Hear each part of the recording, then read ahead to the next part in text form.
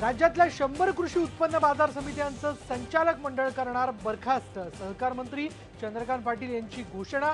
काँग्रेस आणि राष्ट्रवादीला दणका. नमस्कार, मी विशाल. आता या क्षणाची सहकार क्षेत्रातली सगळ्यात मोठी बातमी म्हणजे ज्या बातमीमुळे निश्चितपणे असं म्हणता येईल की काँग्रेस आणि राष्ट्रवादीला दणका बसलाय. 100 कृषी उत्पन्न बाजार समित्यांचं संचालक मंडळ बरखास्त करण्याची घोषणा सहकार मंत्री चंद्रकांत पाटील यांनी केलेली आहे, ज्याबद्दल आपल्याला सविस्तर जाणून घ्यायचंय. पण त्यापूर्वी एक नजर इतरही हेडलाइन्सवर. मराठी लोगों के विरुद्ध बात करने वाले गुजराती है, उनको साफ करने की बात की है, तो उसमें गलत क्या है? तो साफ करेंगे तब जाके हम सुख से रह सकेंगे इधर. देशाच्या विरोधात देशद्रोहींना आपल्या देशात जागा नसायला पाहिजे. नितेश राणे आणि प्रणिती शिंदेंच्या वक्तव्यांमुळे वाद. काँग्रेसमधल्या तरुण तुर्क आमदारांच्या वादग्रस्त विधानांमुळे उठल्या तीव्र प्रतिक्रिया.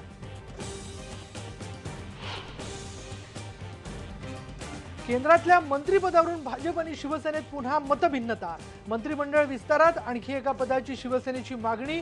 राज्यातही आधी शपथ मग विस्तार या भूमिकेवर सेना ठाम.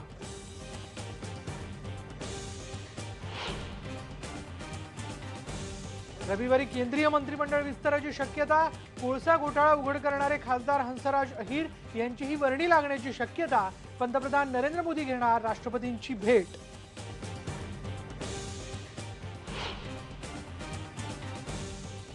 गोव्याचे मुख्यमंत्री मनोहर पर्रीकर यांनी स्वीकारली केंद्राची ऑफर. पर्रीकर दिल्लीत जाणार. राजेंद्र आर्लेकर यांचं नाव गोव्याच्या मुख्यमंत्रीपदासाठी आघाडीवर.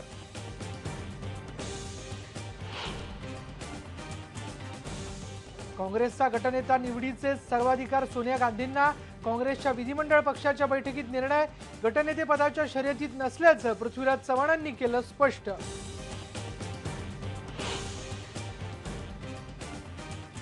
नांदेडमधल्या माहुरगडावर प्रेमी युगलाची हत्या ऑनर किलिंगमुळे.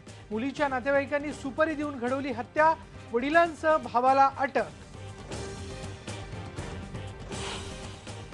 माझी मुलगी 11 वर्षाची आहे आणि ती आपल्या जी परिस्थिती आपल्यावर आली ती माझ्या मुलीवर येऊ नये म्हणून मी हा निर्णय. आणि शौचालयासाठी मंगळसूत्र विकणाऱ्या संगीता आवाळ यांचा महिला आणि बालकल्याण मंत्री पंकजा मुंडे यांनी केला सत्कार. पंकजा मुंडेंनी संगीताला दिली मंगळसूत्राची भेट.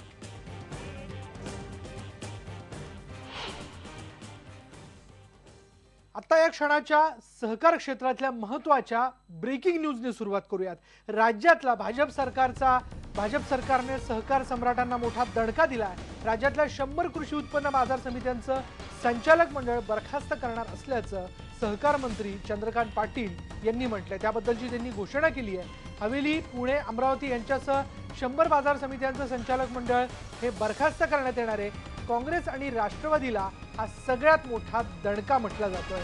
सहकार मंत्री चंद्रकांत पाटील यांनी याबद्दलची माहिती दिली आहे आणि त्याची घोषणा केली आहे.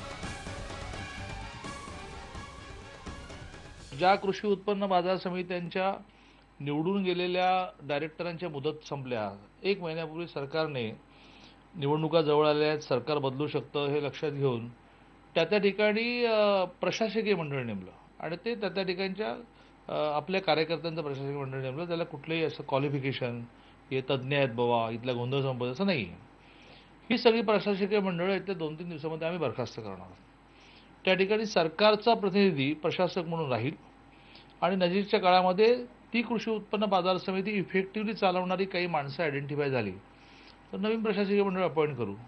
पण आगामी काळामध्ये आमचा हा प्रयत्न राहील की कृषी उत्पन्न बाजार समित्या ह्यात केवळ शेतकऱ्यांनी यायचं, म्हणजे शेतकरी येणार त्याचा माल घेऊन, व्यापारी घेणार पडलेल्या किमतीने त्याचा माल आणि तो त्याच्यामध्ये भरपूर पैसे कमवणार आणि कृषी उत्पन्न बाजार समितीचा फक्त ते जे कमिशन आहे ते घेऊन पैसे जनरेट करणं आणि त्या पैशाच्या आधारे भ्रष्टाचार करणं, हा जो इतका मिनिमम रोल राहिलेला आहे तो संपूर्ण कृषी उत्पन्न बाजार समित्या हे एका अर्थाने शेतकऱ्याला नवीन बाजारपेठ मिळवून देणारी माध्यमं होतील याचा प्रयत्न आम्ही आगामी काळात करणार आहोत.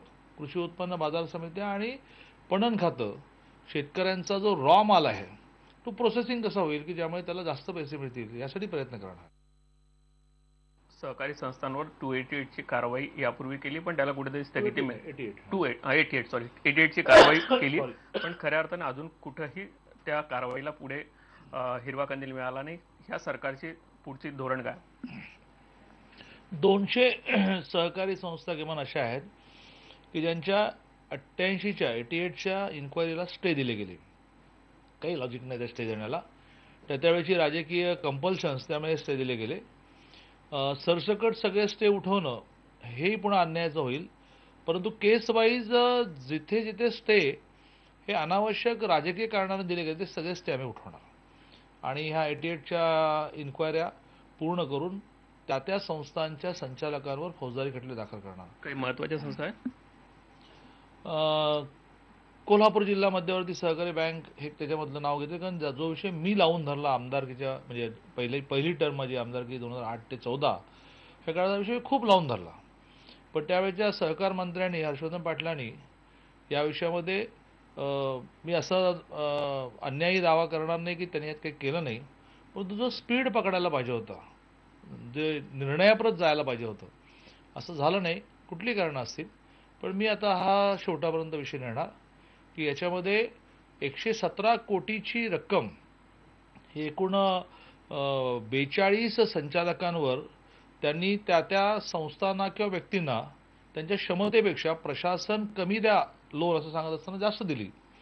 त्याच्या वाढीव अमाऊंट जी प्रशासनाने अप्रूव्ह केली नव्हती त्याच्यावरची अमाऊंट ही त्यांच्यावर जबाबदारी फिक्स झालेली आहे रिझर्व्ह बँकेकडून आणि ती जबाबदारी फिक्स झाल्यानंतर त्या जबाबदारीच्या अगेन्स्ट फौजदारी मात्र दाखल झालेली नाही.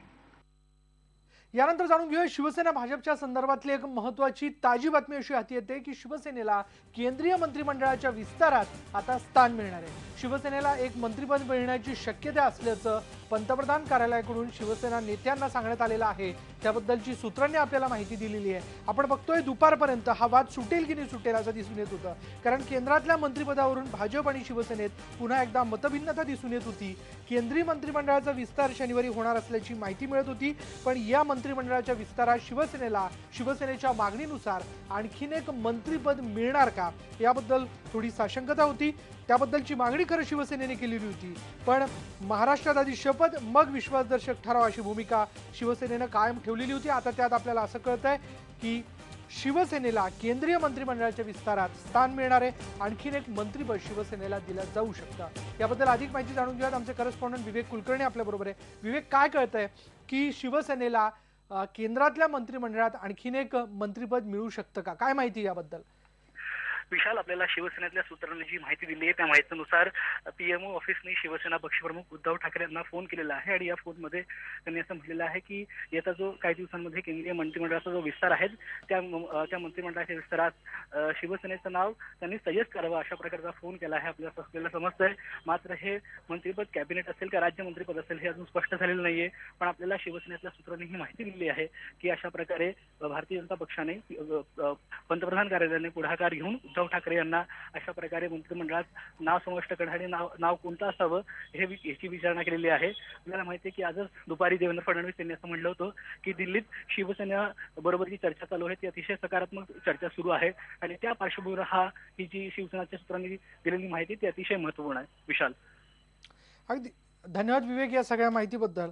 आपण बघतोय की शिवसेनेला केंद्रीय मंत्रिमंडळाच्या विस्तारात स्थान मिळणार आहे. शिवसेनेला आणखीन एक मंत्रिपद मिळण्याची माहिती आपल्याला कळते. पंतप्रधान कार्यालयाकडनं उद्धव ठाकरेंना याबद्दल कळवण्यात आलंय असे आपल्याला कळतंय. पण आपण पाहत होतो की केंद्रातल्या मंत्रिपदावरून भाजप आणि शिवसेनेत पुन्हा एकदा मतभिन्नता दिसून येते.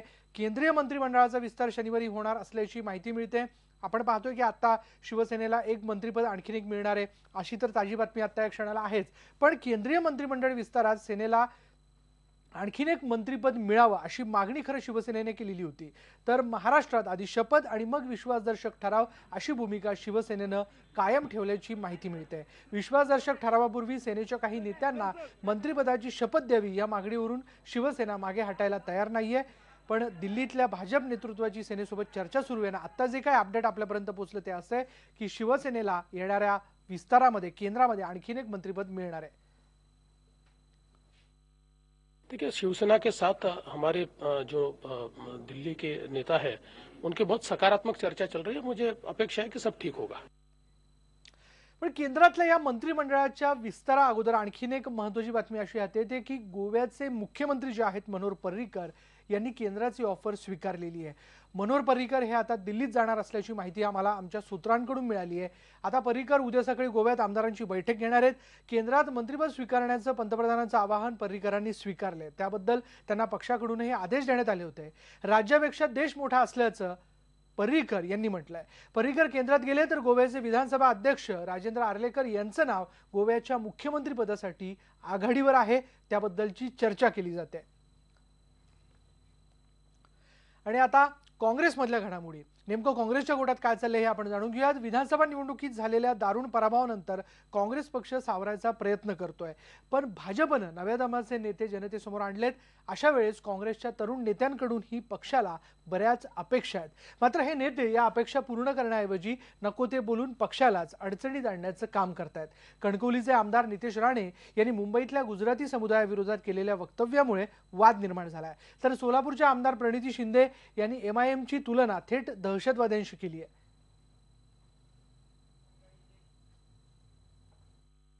अशा पद्धतीचे घाणेरडे कमेंट अगर आमच्याबद्दल बोलले जाणार आणि त्याबद्दल अगर आम्ही भूमिका पण घ्यायची नाही तर ह्या गोष्टी तर चालणार नाही ना। मराठी लोगों के विरुद्ध बात करने वाले गुजराती है, उनको साफ करने की बात की है, तो उसमें गलत क्या है? तो साफ करेंगे तब जाके हम सुख से रह सकेंगे। इधर हमारे खिलाफ कोई बोलेगा नहीं। सभी गुजराती ऐसे बोलते नहीं है, मगर ऐसे कई विशिष्ट गुजराती है जो हमको गुलाम बोलते हैं, जो हम उनके घर पे काम करना चाहिए ऐसा बोलते हैं। तो उसके बारे में तो मैंने भूमिका ली है, उसमें गलत क्या है ना। कोणत्या समाजाच्या विरोधात किंवा ह्याच्या तसं म्हणत बोलत नाही, ते देशाच्या विरोधात। देशद्रोहींना आपल्या देशात जागा नसायला पाहिजे। मग अतिरेकींमध्ये आणि त्यांच्यामध्ये काय फरक? जाणीवपूर्वक प्रकार झाला की काय असाही शंका यायला लागते। फक्त सोलापुरात नाही, एकंदरीत महाराष्ट्रात सगळीकडे किंवा हैदराबादमध्ये पण आंध्र प्रदेशमध्ये पण त्यांचं तसंच आहे। ते पोलिसांनी मला असं वाटतं त्यांच्यावर काहीतरी भाषणाच्या आधी एक नोटीस त्यांना देतात की असं असं काही भाषण करू नका म्हणून, असं काहीतरी आहे, पण अजून झालं। दरम्यान नितेश राणे यांच्या वक्तव्यावरून विरोधकांनी त्यांच्यावर टीकेची झोड उठवली। पाहूयात काय प्रतिक्रिया उमटताना दिसतात। नारायण राणे का हरले याचं कारण आता कळलं ना। हे अशी जी मुक्ताफळं आहेत ना त्यांच्या चिरंजीवांची, त्यामुळे राणे साहेबांना पराभव स्वीकारावा लागला। मला कळत नाही की मराठी आणि गुजरातीमध्ये तुम्ही या पद्धतीचे मतभेद, या पद्धतीची भांडणं काय मिळवणार आहात? कधी मराठी गुजराती समाज आपापसात भांडलाय का? कधी भांडला? कधीच भांडला नाही। आणि तुमच्या या सगळ्या म्हणण्यातून त्याला काही होणार आहे का? कशासाठी आणि का? तर काहीतरी आपण बातमीमध्ये राहावं, काहीतरी आपण बोलत राहावं। मोदींचा शब्द उच्चारायची आपली लायकी आहे का? ह्याचा विचार केव्हा तरी मला असं वाटतं की राणे साहेबांच्या चिरंजीवांनी केला पाहिजे। मैं नीतीश से ये समझना चाहूंगी कि कौन से माध्यम से उनको स्वच्छ करने वाला है। जैसे गोलीबारी से करने वाला है या वोटों से करने वाला है या झाड़ू से करने वाला है, मुझे लगता है ये ठीक नहीं है। उसका कहना जो है वो हमेशा इस तरीके से बहुत एरोगेंट तरीके से बात करते हैं और मैं पूरी असहमत हूँ उनके कहने। या सर्व वादानंतरही नितेश राणे आपल्या विधानावरती ठाम आहेत। त्यांनी काय स्पष्टीकरण दिलंय ते आपण पाहूयात। त्यांच्याशी बातचीत केली आहे आमचे प्रिन्सिपल करस्पॉन्डंट आशिष जाधव यांनी। आमदार नव्हते तेव्हाही नितेश राणे बोलले की वाद व्हायचा, आता आमदार झाले आहेत, आताही वाद होतोय। आपल्यासोबत नितेश राणे आहेत। असा कुठला वाद नाहीये जो तुमच्या पाठीमागे चिटकला नाहीये। तुम्ही गुजराती समाजाला एवढं टार्गेट का करता? वाद म्हणजे काय, हे मी मुद्दामून वाद ओढून घेण्याचा विषय नाही, पण महाराष्ट्राला कोण द्वेष करत असेल, ज्या मराठी माणूस म्हणून माझी ह्या महाराष्ट्रामध्ये ओळख आहे, मी मराठी आहे, आणि त्याच मराठी लोकांना कोण गुलाम म्हणत असेल, नोकर म्हणत असेल, भांडी घासे म्हणत असेल, आणि त्याबद्दल पण अगर मी आवाज पण उचलायचा नाही, बोलायचं पण नाही, तर मी लोकप्रतिनिधी म्हणून मला राहण्याचा काय अधिकार आहे? म्हणून सगळ्याच गुजराती समाजावर आक्षेप नाही। जे महाराष्ट्रावर प्रेम करतात त्यांना आम्ही मान सन्मानाने इथे राहायला देतो, पण बाकीचे द्वेष करणारे जे लोक आहेत त्यांना तर त्यांच्या सवयी बदलायला लागतील। नितेशजी, तुम्ही ते ट्विट केलेलं आहे त्यामध्ये तुम्ही असं स्पष्टपणे म्हटलेलं आहे की नरेंद्र मोदींच्या भारत स्वच्छ अभियानामध्ये मी जोडला गेलो पाहिजे अशी माझी इच्छा आहे, आणि त्यासाठी मुंबईतले जे मराठीचा द्वेष करणारे गुज्जूज आहेत म्हणजे गुजरातीज आहेत त्यांची मी साफसफाई करेन। मग चूक काय ना? मराठीचा द्वेष करणारे गुजरातींना मग काय आरती ओवाळली पाहिजे का? किंवा त्यांची मिरवणुकी काढल्या पाहिजे का, की अजून करा, आमची वाट लावा, आमच्या घरात येऊन आम्हाला नागडं मारा, असं काहीतरी बोललं पाहिजे होतं का? मग जे बोललं पाहिजे तेच बोललोय, चूक काय त्याच्यामध्ये? मराठी माणूस म्हणजे शिवसेना किंवा MNS हे असं कोणी ठेका किंवा कॉन्ट्रॅक्ट तरी त्यांना दिलेलं नाही. आम्हाला पण वाईट वाटतं, आम्हाला पण कुठेतरी खटकतं की आमच्या मराठी माणसाला कोणतरी नावं ठेवतायत, आमच्या मराठी माणसांना हक्काची घरं मुंबईमध्ये मिळत नाही आहेत. आणि हा जो लगेच जो टक्का जो गुजरातींचा वाढताना जो दिसतो ह्या निवडणुकीमध्ये वाढताना, हे कारणच हे आहे. नवीन टॉवरमध्ये आम्हाला जागा देत नाही, घरं देत नाही, मग आम्ही बाहेर फेकले जाणार आणि त्यांचे मतदार वाढणार. म्हणून ह्याबद्दल अगर आज आवाज उचलला नाही तर भविष्य मग आपला अंधारात आहे. नितेश राणे आपल्या भूमिकेवरती ठाम आहेत. पक्षानं कुठलीही भूमिका घेऊ, त्यांची जी वैयक्तिक भूमिका आहे त्यावर ते ठाम आहेत. व्हिडिओ जर्नलिस्ट अरुण पेडणेकरसह आशिष जाधव, IVN लोकमत, मुंबई. ज्या प्रकारे ही बेताल वक्तव्य केली जातात त्यावरच आम्ही चर्चा करणार आहोत आमच्या बेधडक या विशेष कार्यक्रमात. काँग्रेसचं युवा नेतृत्व बेताल झालंय का, या विषयावर आपण चर्चा करणार आहोत आज रात्री 8 वाजता बेधडकमध्ये. तेव्हा पाहायला विसरू नका आमचा विशेष चर्चात्मक कार्यक्रम बेधडक रात्री 8 वाजता फक्त IVN लोकमतवर. यानंतर आपण जाणून घेऊयात इतरही बातम्या. विधानसभेच्या गटनेत्याच्या निवडीसाठी काँग्रेसच्या विधिमंडळ पक्षाची आज बैठक झाली आहे आणि या बैठकीत यासंबंधीचे सर्वाधिकार जे आहेत ते सोनिया गांधींना देण्यात आलेले आहेत. हा ठराव एकमताने मंजूर करण्यात आला. बैठकीत गटनेत्याचं नाव आजही जाहीर होऊ शकतं असं माणिकराव ठाकरेंनी सांगितलेलं, त्याबद्दलची माहिती दिली. आणि या बैठकीला विधानसभेचे 39 आमदार हजर राहिले, तर कालिदास कोळंबकर, स्वरूपसिंग नाईक आणि नसीम खान हे या बैठकीला गैरहजर राहिले. त्याबरोबरच विधान परिषदेचे 22 आमदार हजर होते. केंद्रीय निरीक्षक मल्लिकार्जुन खरगे आणि प्रदेश प्रभारी मोहन प्रकाश यांनी या सर्व आमदारांशी स्वतंत्रपणे चर्चा केली आहे. सर्व आमदारांची बैठक घेतली आणि सर्वांचं म्हणणं त्या ठिकाणी ऐकून घेतलं. ऐकून घेतल्यावर सर्वांनी एकमताने त्या ठिकाणी निर्णय घेतला की आम्ही जो विधिमंडळ काँग्रेस पक्षाचा जो नेता आहे तो आमच्या नेत्या सोनियाजी गांधी यांना आम्ही अधिकार देतो. आणि तो ठराव पास झाला. मी तो ठराव मांडला आणि ठराव पास झाल्यानंतर पक्षनिरीक्षकांनी सांगितलं परत आम्हाला सर्वांचं इंडिव्हिज्युअल भेटायचं आहे, तुमचं जे काही मत असेल ते पक्ष नेतृत्वांना कळवायचं आहे आणि त्यानंतर पक्षनेतृत्वाची चर्चा करून मग विधिमंडळ काँग्रेस पक्षाचा नेता आम्ही निश्चित करू. पण या सगळ्या घडामोडींमध्ये बाळासाहेब थोरात यांनी गटनेते पदासाठी दावा केला आहे. पक्षानं जबाबदारी दिली तर मी ती समर्थपणे पार पडेल असं त्यांनी म्हटलंय. आमचे संख्याबळ कमी असलं तरी काँग्रेस प्रभावीपणे विरोधी पक्षाची भूमिका पार पाडील असा विश्वास त्यांनी व्यक्त केला आणि त्यांच्याशी बातचीत केली आहे आमचे प्रिन्सिपल करस्पॉन्डंट आशिष जाधव यांनी. मी आतापर्यंत अशीच पद्धत माझी राहिली की जी जबाबदारी श्रेष्ठींनी मला दिली ती पार पाडलेली आहे. आज श्रेष्ठींना जर वाटलं की माझ्यावर जबाबदारी द्यावी गटनेतेपदाची तर ती मी स्वीकारील. तुम्ही पक्षश्रेष्ठींकडे तशी मागणी केली आहे, तसं मत मांडलेलं आहे? मी हेच सांगितलं की आतापर्यंत ज्या ज्या जबाबदाऱ्या माझ्यावर दिल्या त्या यशस्वीरीतीने मी पार पाडलेल्या आहेत आणि आता पुढेही ज्या जबाबदाऱ्या द्याल तुम्ही त्या मी निश्चितपणे चांगल्या पार पाडेल. यानंतर महाराष्ट्र नामामध्ये वेळ झाली एका ब्रेकची आणि ब्रेक नंतर पाहणार आहोत. माझी मुलगी 11 वर्षाची आहे आणि ती आपल्या जी परिस्थिती आपल्यावर आली ती माझ्या मुलीवर येऊ नये म्हणून मी हा निर्णय. शौचालयासाठी मंगळसूत्र विकणाऱ्या संगीता आवाळेचा पंकजा मुंडे यांनी केला सत्कार.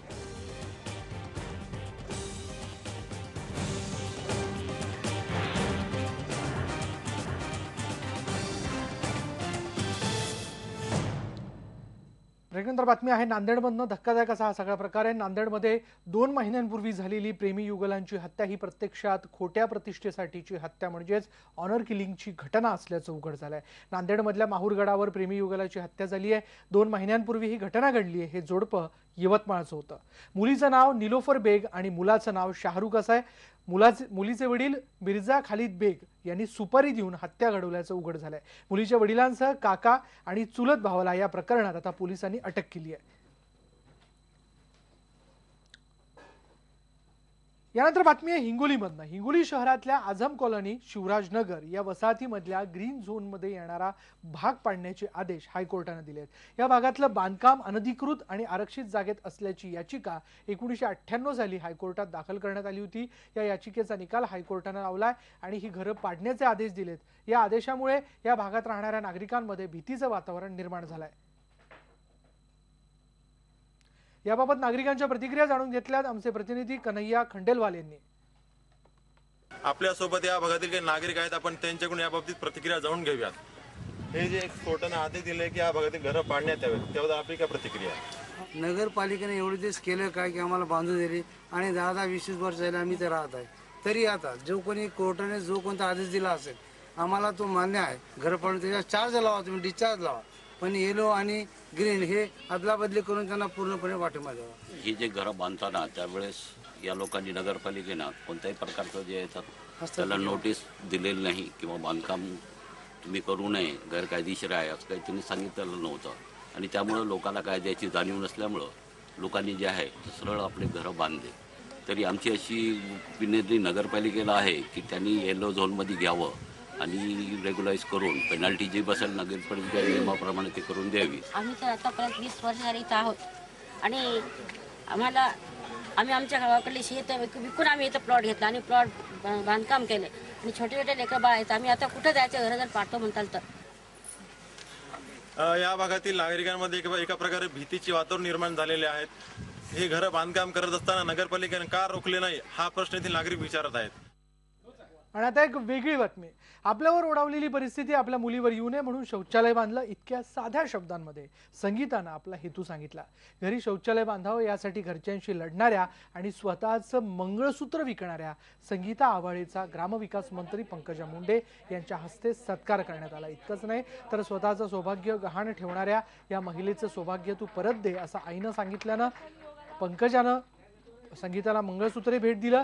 गावागावातल्या महिलांसाठी जास्तीत जास्त शौचालय बांधण्यात येतील असंही पंकजा मुंडेंनी सांगितलंय. वाशिम मधल्या सायखेडे या छोट्याशा गावात राहणाऱ्या संगीताला शौचालयासाठी घरच्यांशीच लढावं लागलं. हवी तर 2 ऐवजी 1च खोली बांधा, पण घरात शौचालय बांधाच असा आग्रह तिनं धरला. स्वतःचं मंगळसूत्र आणि सोन्याचे दागिने तिनं विकले आणि शौचालयासाठी पैसे दिले. आधी विरोध करणाऱ्या संगीताच्या कुटुंबियांनीही आता शौचालयाचा वापर सुरू केलाय. सौभाग्याचं लेणं एका स्त्रीसाठी महत्वाचं असतं आणि मग माझ्या आईने मला सुचवलं की तिचं सौभाग्याचं लेणं तू तिला दे. सरकार यंत्रणेतून काय होईल तर विषय वेगळा, पण तिचं सौभाग्याचं लेणं तिला परत करण्याची एक जबाबदारी नैतिक एक महिला म्हणून आपण घ्यावी. माझ्या माहेरी संडास शौचालय असल्यामुळं माझं लग्न झाल्यानंतर सासरी शौचालय नव्हतं. बाहेर जाण्यास खूप कुचंबना होत होती, उठबस करावं लागत होतं. म्हणून मी घरच्यांना म्हटलं की आपण शौचालय बांधूया, पण परिस्थिती नसल्यामुळं आम्ही शौचालय बांधू शकलो नाही. आणि मग घरचे म्हणत होते की आपण पुढच्या वर्षी बांधू, पण मी त्यांना म्हटलं की नाही, माझे जेवढे दागिने आहे सगळे विकून टाकले आणि शौचालय बांधण्यास सुरुवात केली. आणि जे अजून पैसे आपल्या मिस्त्रीला जे द्यायचे होते कमी पडल्यामुळे मी माझं सौभाग्याचं लेणं मंगळसूत्र ते पण विकलं आणि संडास पूर्ण केला. सरकारनं जाहीर केलेल्या योजना अनेकदा गोरगरिबांपर्यंत पोहोचतच नाहीत. जळगावच्या अमळनेर पंचायत समितीच्या अनास्थेचा असाच पर्दाफाश IBN लोकमतनं केलाय. जिल्हा ग्रामीण विकास योजनेअंतर्गत अनुसूचित जाती जमातींच्या गोरगरिबांसाठी मिळालेल्या वस्तू चक्क धुळीत पडलेल्या आहेत. अधिकाऱ्यांच्या दुर्लक्षामुळे ब्लँकेट, अल्पभूधारक शेतकऱ्यांसाठीचे वीजपंप, ताडपत्री गिरण्या, चटया अशा अनेक वस्तू गोरगरिबांपर्यंत पोहोचलेल्याच नाहीयेत आणि त्या चक्क धूळ खात पडल्यात. याबाबत अधिकाऱ्यांना विचारलं असता ते उडवाउडवीची उत्तरं देत आहेत. आता मी त्याचा कालच चार्ज घेतलाय. मी आता त्याचा पूर्ण रिव्ह्यू घेणार आहे. कुठल्या जिल्हा परिषदांमध्ये काय कारभार आहे तिथल्या अधिकाऱ्यांची एक बैठक घेऊन, पूर्ण राज्यव्यापी अधिकाऱ्यांची एक बैठक घेऊन एक अंकुश त्याच्यावर लावणं आवश्यक आहे आणि लोकांनी याच्यामध्ये सहभाग घ्यावा अशी आम्ही जाहीर त्यांना मागणी करणार आहोत. कारण प्रत्येक गोष्ट ही पूर्णपणे खालच्या अगदी तबक्यापर्यंत पोहोचण्यासाठी त्या शासनावर अंकुश असला पाहिजे. प्रसिद्ध गायक सुरेश वाडकर यांच्या विरोधात नाशिकमध्ये दुसरा गुन्हा दाखल झालाय. जमिनीच्या व्यवहारात फसवणूक केल्याचा हा गुन्हा आहे. नाशिक शहरात मुक्तिधाम मागचा भूखंड वाडकरांनी मूळ मालकाशी संगनमत करून तिसऱ्यालाच परस्पर विकल्याचा ठपका त्यांच्या विरोधात ठेवण्यात आला आहे. सर्वे नंबर 7/13 क्रमांकाचा हा भूखंड आहे आणि याआधी भद्रकाली पोलीस स्टेशनमध्ये वाडकर, सोनू निगम आणि मूळ मालक करंदीकर, धोपावकर यांच्या विरोधात फसवणुकीचा गुन्हा दाखल झाला होता. त्यावेळी वाडकरांनी मुंबई हायकोर्टातून अटकपूर्व जामीन मिळवला. आता पुन्हा उपनगर पोलीस स्टेशनमध्ये दुसरा गुन्हा दाखल झाला. पंतप्रधान नरेंद्र मोदी यांच्या हस्ते भूमिपूजन झालेल्या नागपूर मेट्रो आणि पारडीच्या 8 पदरी फ्लायओव्हरच्या कामाला अजूनही सुरुवात झाली नाही. हे काम केव्हा करणार अशी टीका काँग्रेसने केली आहे. या दोन्ही प्रकल्पांचं काम केव्हा सुरू होणार अशी विचारणा करणारं पत्र काँग्रेसचे ज्येष्ठ नेते सतीश चतुर्वेदी यांनी नितीन गडकरींना लिहिलं आहे. ही कामं कोणत्या कंपन्यांकडे सोपवण्यात आलेली आहेत हे गडकरींनी सांगावं असं आवाहनही त्यांनी केलं. सिंहस्थ कुंभमेळ्याच्या व्यवस्थापनासाठी निधी मिळावी या मागणीसाठी नाशिकचे महापौर लवकरच मुख्यमंत्र्यांना आणि पंतप्रधानांना भेटणार आहेत. नाशिकमध्ये होणारा सिंहस्थ कुंभमेळा जो आहे तो अवघे 7 महिने बाकी आहेत त्याला आणि तो 7 महिन्यानंतर होणार आहे. निधीअभावी अनेक कामं रखडलेली आहेत. त्याबाबत नाशिकच्या महापौरांनी राष्ट्रवादीचे आमदार आणि माजी पालकमंत्री छगन भुजबळ यांची भेट घेतली. सिंहस्थातील कामांना कशी गती द्यावी याबाबत त्यांचं मार्गदर्शन घेतलं. लवकरच महापौर, मुख्यमंत्री आणि पंतप्रधानांची भेट घेतली जाणार आहे. सिंहस्थ कुंभमेळ्यासाठी निधी उपलब्ध करून द्यावा अशी मागणी राज्य आणि केंद्र सरकारकडे करण्यात येणार आहे. आणि यानंतर इथे वेळ झाली एका ब्रेकची आणि ब्रेक नंतर पाहूया.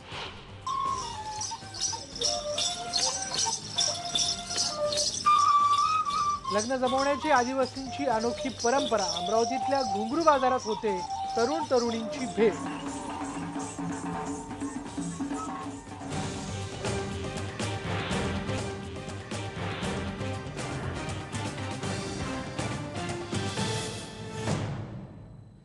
ब्रेकनंतर जाणून घेत एक विशेष आणि अनोखी बातमी.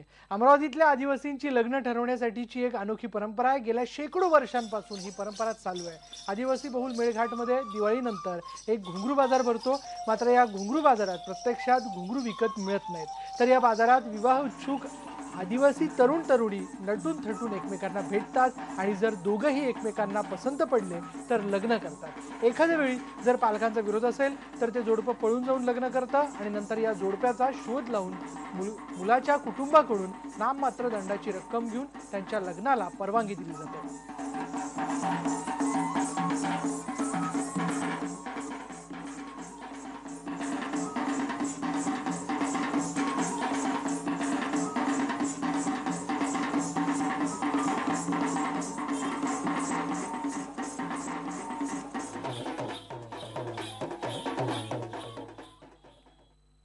यानंतर महाराष्ट्र नामा बुलेटिन मध्ये आपण इथे थांबणार आहोत. पहा फक्त IBN लोकमत.